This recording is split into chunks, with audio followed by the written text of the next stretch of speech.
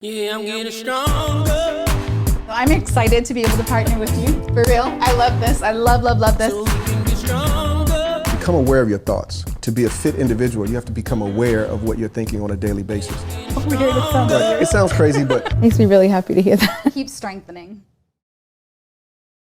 Welcome to Strong Home, where we're dedicated to educating families by providing resources and information that's going to help us fortify our relationships, our finances, our mental, physical, and spiritual health. I'm Melissa. This is my husband, Jay. And you've joined us today for our very first episode where we are focusing on the required elements that are going to help us to fortify the family unit and, well, create a strong home. Now, if you've already subscribed to our monthly magazines, right, then you are familiar already with our mission, which is actually to inspire, educate, and empower families with the skills to be able to build healthy and prosperous homes. We're starting with our entertainment industry, and mostly because we believe that influencers are leading the way, and we want for the followers to be able to be directed towards positive and personal growth. That's going to be able to ultimately lead us to healthy individuals who are going to raise and maintain healthy families and then repeat that process. Now, each month we try to create different avenues and opportunities where we'll be able to add value to our readers, our viewers, our listeners, and whether that is through our podcast, our YouTube visual episodes, our monthly magazines, our social media channels, or even our Strong Home events, which is my personal favorite, because we are actually able to connect with some of our Strong Home couples and our Strong Home families, and they participate in super fun events that correlate with all of our missions. So all of these resources are available to help continually fortify the family unit and individuals and help us to focus on personal growth and personal development. But honestly, I personally think, Jay, that the real question is going to be what actually makes a strong home, just in general. What do you think makes a strong home? well, there are a couple of elements that go into making a strong home. When most people think of a home in general, they think of the outside. What does the outside look like? Or they think about the decorations that go into the home.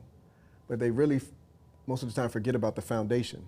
And that's one of the most important parts of building a healthy home, a strong home, is how is the foundation? What is the foundation made of? There are so many things that from my own past, and I know this is not just me, this is a bunch of people, but where if you're not already putting the effort and the work into becoming like a better person just in general, then how the heck are you going to be able to be healthy when you bring other people involved? So when I start my own family, for example, if I'm not whole, if I didn't put the work in to heal, right, from my past traumas or whatever that is, then how am I going to be able to build with another person? So what we did was we created a thing called FIT, F-I-T, Fit Individual Training, right? And so we realized that most people grew up in dysfunctional homes.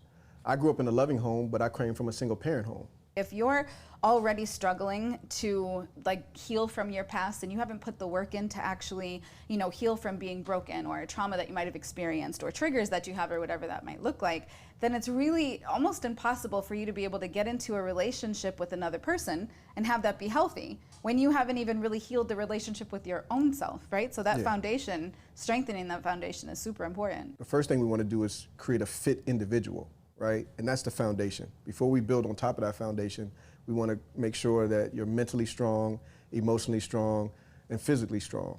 And so those are the part of the principles that we created. We show people how to tap into their mind so they can become masters of their minds and masters of their emotions, right? So that they can be better in the family. How would I strengthen my mind? So a fit individual is one who has self-worth, understanding their self-value, understanding how to take care of self-care, and self-love. That's like the worst part for me. And I don't think I actually learned how to do this until I met you in regards to having like, just understanding value, so my own self-value or self-worth in general. That is huge as part of an actual like strong foundation. Yeah. Because I know like, we talk about the different pillars that we're bringing in, right? Which is making sure that we have family, faith, fitness, and finances, all four of those kind of harmonizing really nicely together on the strong foundation as a person, right? So before we would bring in, let's say, another person in my family, which was when I met you as my, I wasn't completely, you could kind of speak more on this. How did you think that I was when I first met you? Do you think I had all that? Was I strong and confident? And no, you see what I'm saying? No, So I had a weak foundation. You were confident. I think that what most people, they don't realize the way that their family raised them, their family environment, their home setting, that a lot of trauma is carried over into their adult life. That's true, yeah. Right? And so what we do is we have to go back and look at what were those traumas and how can we heal them. And so fit training, starting with the individual, is looking at what is your mindset, right? And so we want to build on a healthy mindset. And most people generally don't have a healthy mindset. They are saying negative things to themselves, they're looking at negative visuals, and they're feeling negative things. And so what we teach is that the first thing is, what is going in, right? Because the only thing that can come out is what you put in, right? And so we want to teach, and we do teach people, that the first thing is to think about, become aware of your thoughts. To be a fit individual, you have to become aware of what you're thinking on a daily basis. It's on repeat. So they're just thinking the same thing. 95% of what you thought today is what you thought yesterday. And so what we want to do is we want to slowly get people to become aware of their thoughts, right? And that's the first step to becoming a fit individual, right? And so when you start to become aware of your thoughts, you'll realize a lot of times you're thinking stuff that has no value to where you want to go in life, right? And so when you look at, okay, the first thing is, let me not judge myself, right? A lot of people judge themselves when they start getting into this training program, and they're like, I'm thinking stupid thoughts, I'm thinking weird thoughts. The first thing is to not judge yourself, right? And just become aware of the type of thoughts that are going through your head. Once you're aware, now you can start to shift your mind and say, okay, I don't want to be thinking those things. What do I want to think? What do I want to think on? You want to think on positive things. You want to think on things that are going to advance your life and ultimately advance your family, right? So as an individual, that's the first step, is looking at, what am I thinking on a daily basis, right? What am I putting my energy into as far as thoughts? That's a huge, I think at least for our program, that's a big part of what we're focusing on is really mindset, right? And to change mindset to be much more positive, to be more optimistic, and then to reap the results or the rewards that come from that. Positivity is a part of it. Intentional, right? We want to teach people to be intentional with their thoughts, because your thoughts affect your emotions and your feelings, and they kind of go back and forth. So your feelings can affect your thoughts. So we want to start with that mindset. What is your intention? Like, what did you intend to think today? What did you intend to put your thought process in? What did you want to achieve? I don't think I've ever done that, ever. Like, where I literally sit back and say, what am I thinking today? Or what did I, like when you lay down your head at night, you know, to fall asleep, and you're like, what did I think today? But I'm pretty confident that if I did do that, I would see a whole bunch of negativity, to be honest.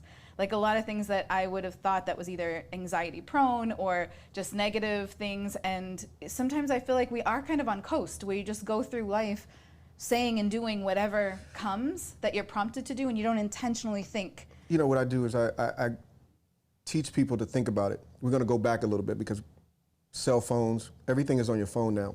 But back in the day, we used to have cassettes. Remember yes, the cassettes? We did. I know the generation now doesn't think about it, but if you think of a cassette, it goes round and round and round. And that's a way to think about your thoughts.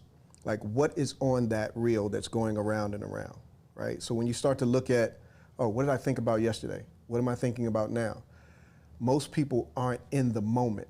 So one of the things to become a fit individual is to separate the future from the past and to be able to become present in the moment, right? So now, one thing I tell people, or I test people, I always ask them, what time is it? So if I asked you what time is it, what would you say? Well, I know the answer to this, so do you want me to give the real answer? Or give the real answer. The time is now. Right. It's right now. So no now. matter what time it is, it's always now, right? So when people start to get out of their own self and start to recognize, I'm in a situation, I'm in a moment, but am I projecting to the future, or am I projecting back to the past? Am I experiencing now? Am I appreciating now, the present? That's why it's called the present. It's a gift, right? So in order to be a fit individual, you've got to focus on, let me calm myself down, let me analyze my thoughts, and let me gather my emotions to see, am I in the now right now? Am I appreciating this moment? Yeah. Because there's a lot going on, and sometimes we don't even appreciate that. I remember I would be at the Super Bowl, or I would be at the All-Star game, and I would be thinking about the next event. I wasn't even appreciating the moment that I'm in this event, that I'm blessed to be here.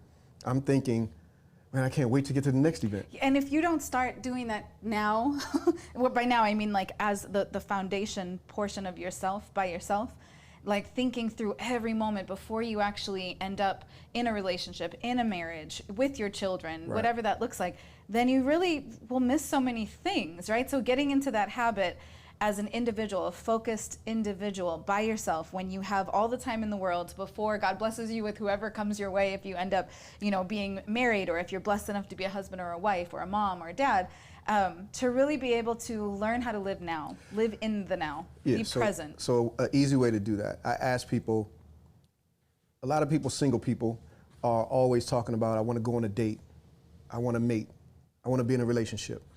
And I ask them, have you ever taken yourself on a date? Have you ever taken yourself on a date? I have not, but I don't really like that's that idea. That's one of the best experiences you can ever have. Because when you take yourself on a date, you get to learn you. How as a mate, or how as in a relationship, how can I treat you a certain type of way when you don't know how you want to be treated? What does that look like? You open your own door, you pull out your own chair. No, I mean, you're going to do all that like, stuff so you would anyway, say, so self-love, right? First, start with a morning affirmation, right? Before you go out for the day. Create a mantra. This is cute. Like, what do you want for me specifically? What would you want him to say to you? Say that to yourself. Exactly. What do you want him to do for you? Do that for yourself. Like, buy your own, I hate flowers, but buy your own balloons. Or like something that or a nice little that card. would make you feel good. Write yourself a card. Yeah, like, have you what ever would written want? yourself a card? I actually did that last birthday, yeah, because I was proud of myself for being where I had grown to, so I did. I wrote myself a birthday card. All right, so that's a little start of a date. Write your card, seal it, and then when you set this time, I'm going to take myself out from 5 to 7. So weird, it sounds Right, weird. it sounds crazy, but I'm going to take myself out from 5 to 7. Open the card, read it, and it may have, oh, we're going to go to the movies, we're going to go to a cafe, we're going to go get coffee, right? And so now you have to be intentional to think and feel while you're on a date. What am I thinking? How am I feeling? What does it feel like to sit at this table? What does it feel like to actually go to a movie by myself? Because a lot of times you're really not experiencing anything. On a date, most people, they're focused on the other person, Yeah. right? They're trying so hard to please the other person. So they bring their A game, right? But you don't do that for yourself. I'm so aware. This is why I literally don't believe in dating, which is a whole other thing. I don't believe in dating. I've been married to this amazing man for a while now, and to this moment, I stick to the fact that we've never dated. Yeah, she thinks that we just met at a specific place. That's what happened. We met and we hung out a bunch of times, and this is what I do. I hang out with people. My whole life I've hung out with friends. We've spent time with different friends, and then if it turns into something else, that's great, wonderful, yay. However, the reason I really am a firm believer on this, and I think everyone should adopt this principle, to be honest, is because the first few times that you are dating somebody, they're only showing you, like you just said, exactly what they want you to see. So let's just say the first 6 times they're going to pull out the chair for you, and they're going to open doors for you, and they're going to do all these things for you because that's what they think you're supposed to do on a date. And they're going to show you the best of them. Right. But it's not until the 8th, 9th, 10th, or 12th, or 18th time that you finally see them when they get angry, or you see them, in a circumstance. You see how they are at a funeral, or at a baby's birth, or at a wedding, or whatever that looks like. Well, typically, I mean, that's further down the road. But when we're talking about getting back to this initial fit individual, that's why I say date yourself, right? Go on a couple of dates with yourself. Whether that could be staying at home. That could be, I'm going to Netflix and chill with myself. I'm going to cook myself dinner, right? Okay. Because I want you to be present and see what that feels like. What is it? Because the average person is not their own #1 cheerleader. So then they get on a date and they get disappointed, right? Absolutely. They want the other person to be their cheerleader. They want the other person to affirm them. They want to get value from another person.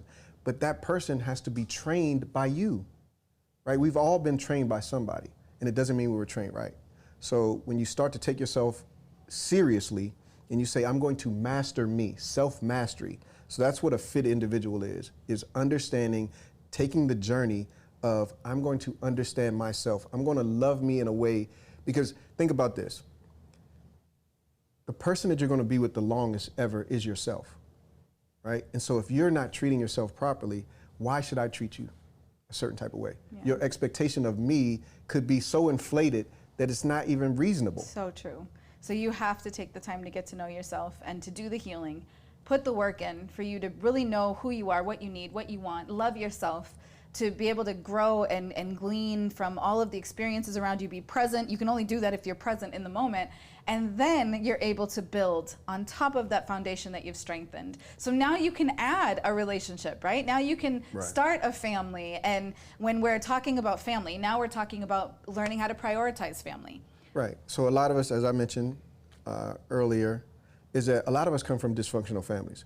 Whether you're from a single parent, no parent, or two-parent household, there was some dysfunction there. Yeah. So when you start to grow up and you look back, now you got to figure out where was that dysfunction and how did that trauma affect me? How did it affect me? Because now that I'm planning to build my own family, I need to heal from those traumas, or I need to at least acknowledge them so that I'm not putting that baggage on my mate or on my kids, right? And so most people don't even realize that until they get into a relationship.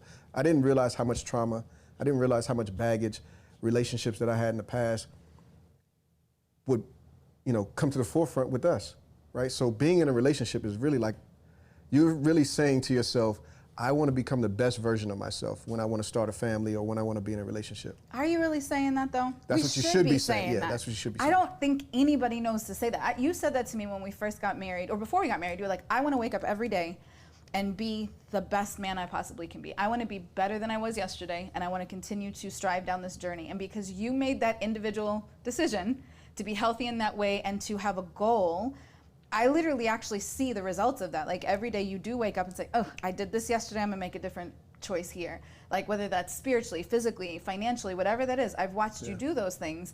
And honestly, that's why I trust you more, because you said you were gonna do it, and I'm watching you every day try to become a better person. But I never knew to actually say that until I met you. So now I'm like, shoot, I wanna wake up too. Like this competitive thing, I wanna be better every day too. Well, it's a healthy competition, right? Yeah, that's healthy. Right, because, well, I don't think most people know. I didn't know. I lived most of my life from self-gratification, from thinking about me and not the other person. And so when you get a level of maturity and when you start to become enlightened, and that was a journey for me to go from thinking only about me. I was only child, right? Most of my life, people, whatever I needed, someone was there to do it for me. Yeah, you were the cute one. And then they tried to give you everything. Then they tried to compensate because I didn't have, my biological father wasn't in the house. Yeah, right? yeah, So yeah. my aunts, my uncles, my grandparents, my mom, I think overcompensated, which, what they call it, being spoiled, which led me in a whole nother direction to just assume that whenever I walk in a room or whenever I'm any place that I am the subject of everything. And so that was a part of my dysfunction growing up. You know what I mean? Thinking that when I go into a relationship, it's all about me. Yeah. And when you start to look at the trail of broken hearts, the trail of hurt feelings, and the things that it led you to do for self-gratification, I didn't want to be that person when I met you. And so that was a journey. It took me years and years of, hurt feelings, misunderstandings, confusion, to realize that, okay, there's a better way to do this. There's a better way to be in a family. And you kind of brought to me a better understanding of family. My understanding of family, I come from a huge family. And I had lots of cousins, first cousins, lots of aunts, lots of uncles.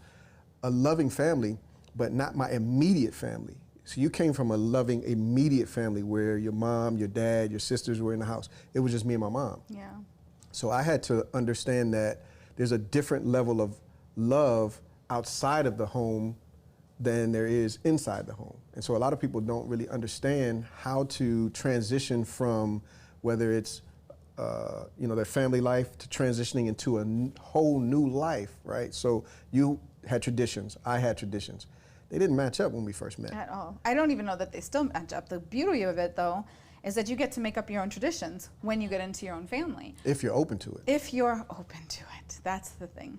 So that's the whole concept of being able to be, in a position where you've strengthened and fortified yourself and you are now moving into your own family. You can release, let go of some of the mindsets that you had that weren't serving you, that weren't working, that didn't even probably work in your own family back then, right? And move into, okay, well, what's healthy for us now? What's healthy for us in this relationship, in this family that we are now establishing, for us to be able to build on? And I think for us, even though we were raised very differently, one common denominator that we did have was our faith and the way that our parents raised us, right? So I think that's where we've been able to connect, which is also why it's another strong pillar that matters to fortify a home. So once you have your foundation that's strengthening yourself and you're building your new family on top of that because you're already healthy and you're starting to now merge your family together, now you're able to bring in this faith component where that's going to encompass God into everything. In whatever way your faith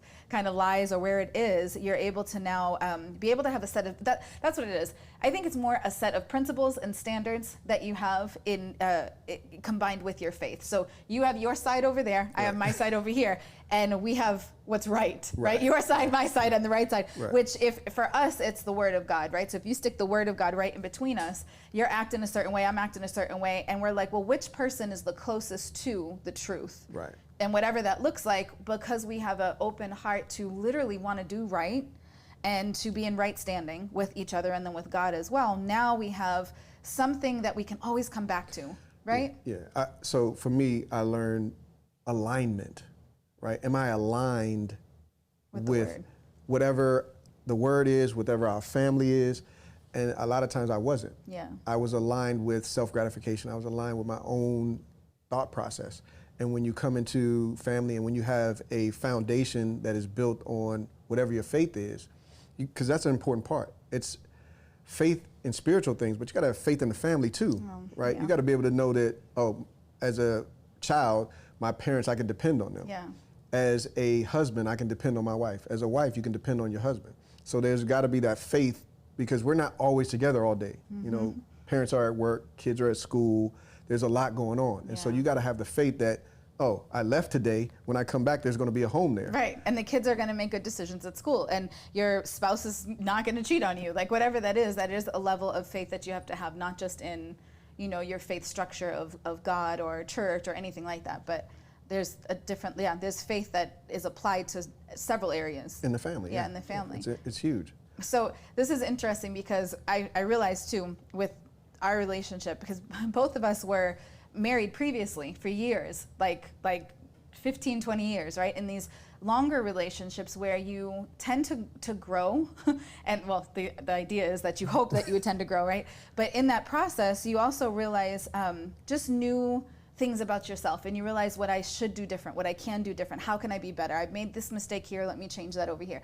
One area for me that I'm learning with you, and I think this is kind of a challenge for us, was the difference in how I've always treated finances. We're very independent people, right? We're entrepreneurs. So that's another avenue of a pillar built on our foundation, because single me had a different way that I handled finances, where I wasn't really accountable to anyone. Married to my previous husband before you, handled finances a little bit different as well. Not necessarily merged, not necessarily full transparency, but sometimes. Right. Coming into this relationship though, it was like, okay, let's do this differently, right? And this is hard because we're both very independent people that genuinely, if I can say it like this, like for years didn't need each other to provide, right? You don't need me to provide for you. And we were able to, God's blessed us enough to be entrepreneurs where we were able to provide for ourselves and our families without depending on anybody. And now we come in and we're like, well, shoot, it's not that we depend on each other, but we need to. We need to start to depend on one another. We need to start to be transparent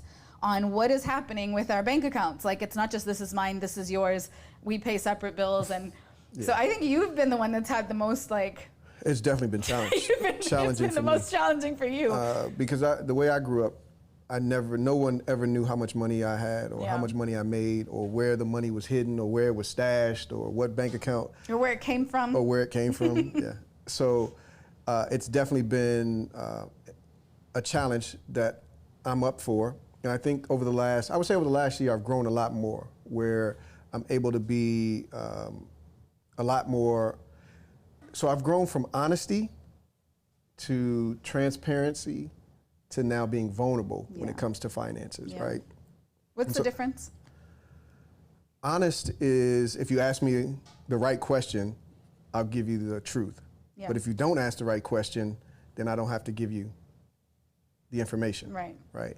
And transparency is the information is available to you, right? Whether that's a bank statement that's left on the coffee table or access to the account, right? That's being transparent.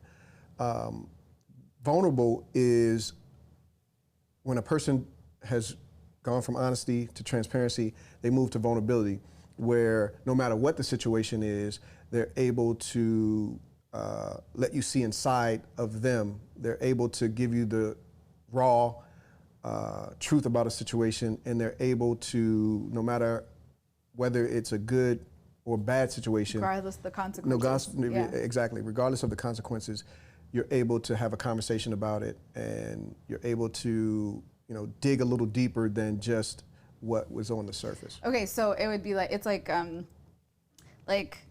who called you?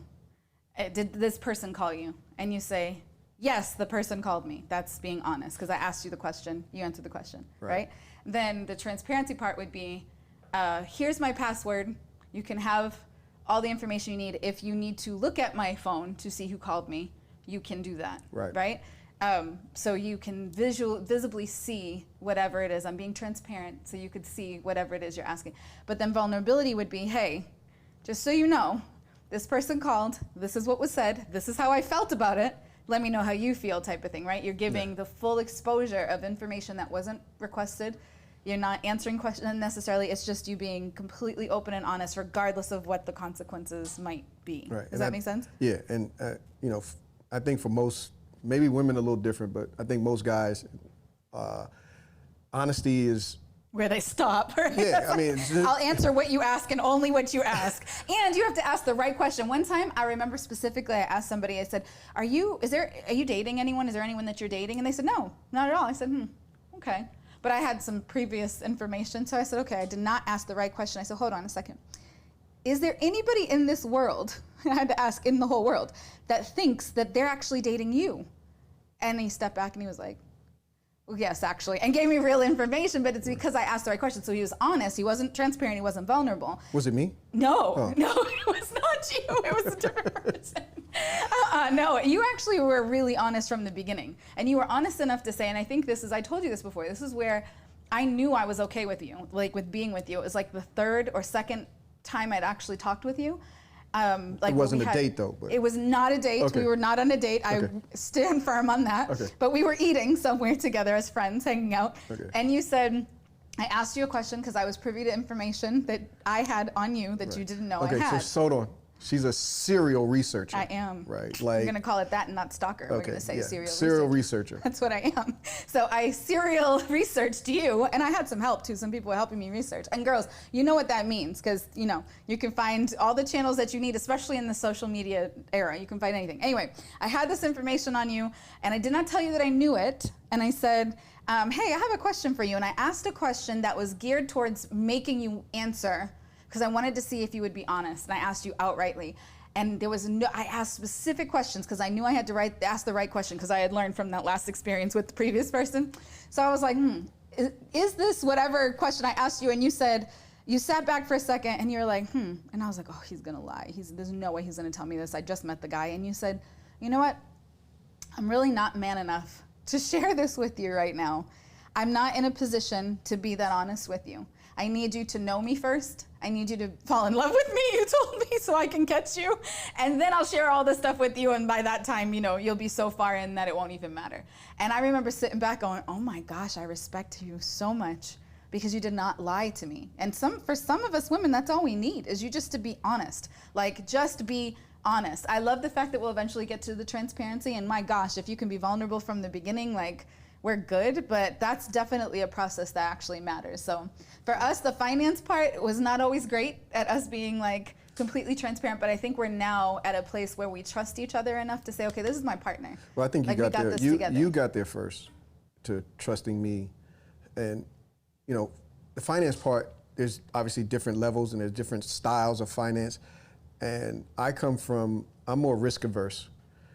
You don't have a high risk tolerance at all. When it comes to investments, when it comes to taking chances with finances or what we're going to do with money. Yeah. And from living a single life for such a long time, and even when I was married, I still kind of lived like I was single. I call it building a muscle, right? So just like lifting weights or anything else, you have to build that muscle of risk and tolerance, right? And so I've built that muscle over years. I've been a serial entrepreneur all my life. I had, really one job in my life. And so it was not fair of me to put you in a situation where you didn't have enough information to make an informed and educated decision. But that's part of being, what I was saying, selfish, right? And that you don't have to know.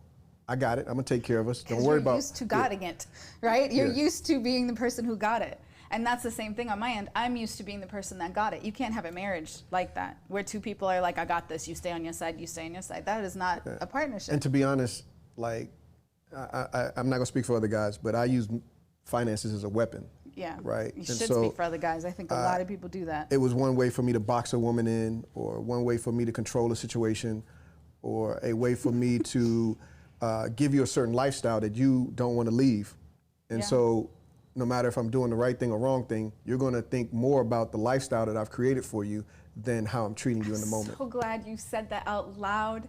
I don't know that there are other men that will say that out loud. Women need to hear the fact that men do that, and that is a weapon that's used. And men need to be able to really step back and go, oh, wait a minute, I think I do that too. So they can look into themselves. Because I have to tell you, I don't know if someone taught me this or if I learned it myself. I have no idea. Maybe it was just God that helped me. But I do not and have not taken very much from a man. And not because I'm prideful or selfish or whatever, but more so because I didn't want that something that's hanging over my head. And what's been beautiful is that God's allowed me to be able to have a way to provide for myself, if I can say that. So now I come into a relationship where we can help each other. Right. Sometimes I got dinner for both of us. Sometimes you got dinner for both of us. But we now know that it's, and that's also part of the reason. Well, in the beginning, I wouldn't let you pay anything. It's true, right, but I still fought you on it. Yeah, you fought. Like, I think the very first time we sat down to eat, literally the first time I went to go pay because I don't date. And this is a way that I don't date. Just so you know this wasn't a date, let me go and pay for both of us. And you were like so offended. Absolutely not. Hey, I appreciate the gesture. Some of my closest friends, you said, don't even reach first. But the fact that you did, I really respect that and appreciate that, but don't ever do it again. That's what you told me. I mean, well, part of it, I did really appreciate it. And it was a little off-putting because I didn't understand where you were coming from, because that could also be used as a weapon against me. You could be trying to control me. Well, see, and that's what happens when people do stuff like that. You automatically assume that that's what someone's trying to do to you because that's what you did to somebody else. I definitely assumed, but then also I was like, well, if I allow her to pay, then she has one up on me. So I barely let even a man pay for me. So we have these egos. I'm like, we're not on a date, I'm paying. You're like, you're not paying because I'm not giving you anything over me. Okay, well, I'm glad we got over all of that between the two of us. My gosh. But one thing, regardless of all of I guess the changes, the experiences, the lessons that we've learned in that has brought us to this place where I feel like we're in a really good space of learning finances together now, because there's more to be learned. There's all these different times that I feel like financial literacy is an evolution, where, in elementary school you learn like the value of money, but then like in high school you learn commission and you understand, taxes, and then you go to college and oh my gosh, now it's credit and we need to learn about what that looks like, and then you get married and you're merging finances. And now I feel like in the place that we're at in life, it's like it's more about investments and leaving a legacy. And so there are evolutions, and that's what I'm excited about for Stronghold, is that we actually have programs for financial literacy, where we're learning that credit does matter. We're learning how to be able to help establish, where parents can establish credit for their kids so that they don't got to learn all this on their own. To be able to provide these programs for those different stages, right, where everyone can learn those pieces. Does that make sense? It does. And what I can say is being married and being in a relationship and moving from honesty to transparency to being vulnerable, I honestly had to say, at the vulnerable stage, I realized that some of the areas that I thought I was great in when it comes to finance, I was horrible, right? So accountability is a big part of finances, of building wealth that is generational.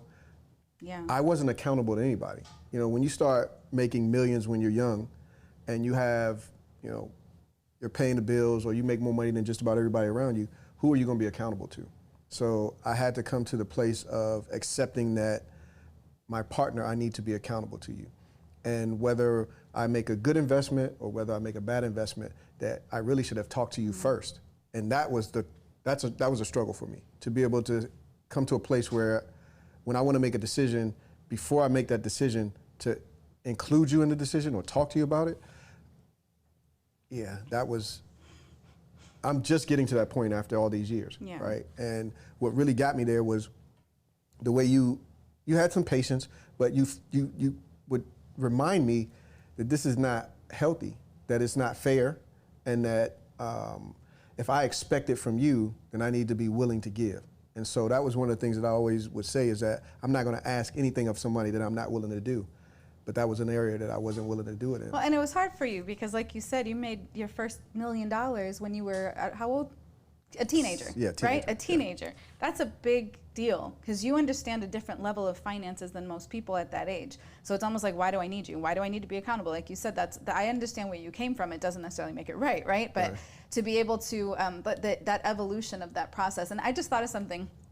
Because, so we have our focus foundation as becoming a fit individual, and then we have the family, the faith, and the finances, right? This is the thing that I remember. There was a time in my life where I had all the money. I mean, I didn't know what to do with the amount of money I was making. When I first started in the industry, I was managing music artists, and I was like, whoa, like, I'm not in corporate America anymore. I'm making 10 times more money than I was making. What do I do with this amount of money? And everything seemed great in that department of finances. However, I was in a relationship where I felt devalued, unloved. I mean, there was no peace in my home, so I couldn't genuinely enjoy all of these finances I'm making because I did not have any peace, right? And so I'm struggling with that area, right? Fast forward, I get into a relationship where I'm happy. I remember just meeting you and being like, oh my gosh, like you taught me how to value myself, how to love myself. These new feelings that I was feeling that I had not felt in a very long time, and some of them I've never felt at all, right? And all of a sudden now you are my focus of everything because I'm finally feeling these feelings I haven't felt and I want to stay here. And so you become almost like my God. Yeah. And I'm spending all my time, all my effort, everything is with you, and I'm getting further and further away from needing in my mind to spend that time with God and strengthening my faith, right? So that part is decreasing. So at one point I had all the money but no love. Then I have all the love and then I'm struggling with God, right? And then just recently we come into a place where, this is so interesting for me, where now I have, we're great financially. I have this amazing relationship with you. I have a great relationship with God. But just recently, I had a huge struggle with my physical health. Yeah. So it's a couple of surgeries and stuff that I had to go through that was emergency surgeries and unpredicted stuff that we were dealing with, where all of my attention and yours went towards me healing.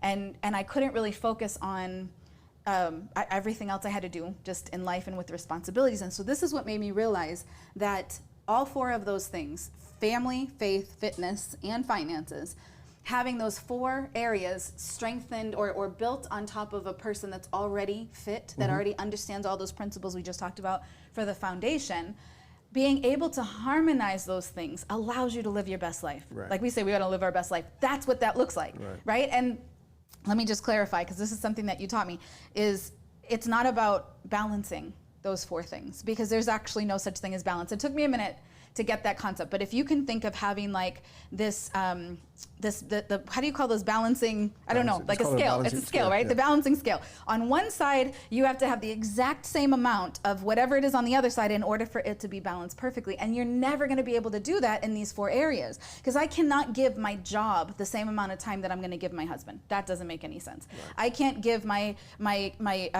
finances and my job the same amount of time I'm going to give to God. Like, this doesn't balance out, right? I can't spend the same amount of hours at work that I would spend most likely at home or any of those things, right? Or at the gym, let's say. Right. So since we can't balance it out, we have to harmonize it. And I remember actually our therapist, who we like to call our processor, right? He helps us process. Dr. Jason Plunkett, he specifically said, I would prefer to use the word harmonizing. And it all just pulled everything together, because when you harmonize something, they flow easily together, right? It's like this synchrony that you have. So it's not you struggling to try to balance, because it's never going to work and you'll always be disappointed. But now you can harmonize your family with your faith, with your fitness, with your finances, where everything flows together, and now you're literally living your best life. Does that make sense, right? Yeah.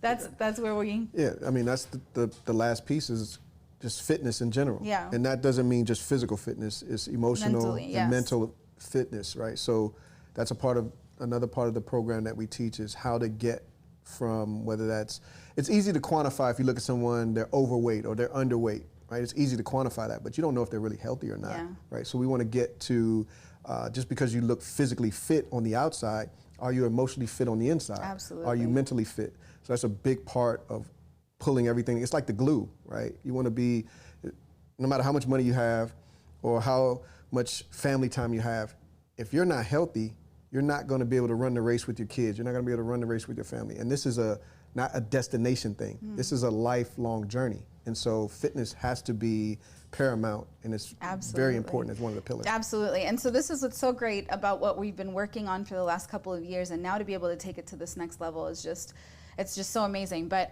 for us to be able to take all of these things that we've learned in our experiences and that even God's revealed to us, right, with some of these ideas and concepts of harmonizing all of these areas, right, is to be able to get this out to other people where they're now able to really learn in a way that's going to effectively work for them. Not just cool ideas like memes that you can, little pieces of things that you can put out for content, but stuff you're actually gonna freaking do. Like stuff that you really apply to your life, not just save it on Instagram. The practical application. The practical application. And what I love, so our concept was to be able to take this information and start within our entertainment industry. Number one, because this is where we work.